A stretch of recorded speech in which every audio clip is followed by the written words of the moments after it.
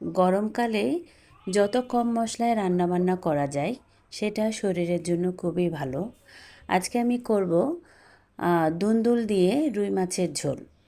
প্রথমে আমি সরিষার তেল ভালোভাবে গরম করে এর মধ্যে লবণ, হলুদ, মরিচ দিয়ে মাখানো রুই মাছগুলো দিয়ে এপিঠ ওপিঠ খুব ভালোভাবে একটু ভেজে নিব।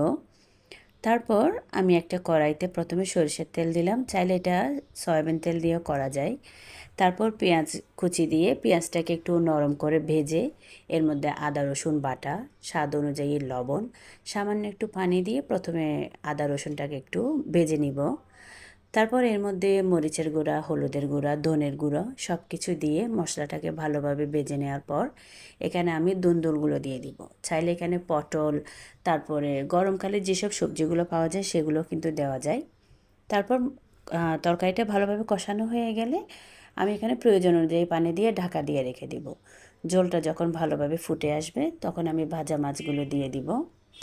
তারপর ধুন্দুল যখন পুরোপুরিটা সেদ্ধ হয়ে যাবে নামানোর আগে একটু ভাজা জিরের গুঁড়ো দিয়ে আমি এটাকে নামিয়ে নিব। এটা একটু পাতলা পাতলা ঝোল হয়, গরম ভাতের সাথে খেতে খুব ভালো লাগে। চাইলে কিন্তু ট্রাই করে দেখতে পারেন। আর কেমন হয়েছে কমেন্ট বক্সে জানাবেন। আজকে এ পর্যন্তই। আসসালামু আলাইকুম।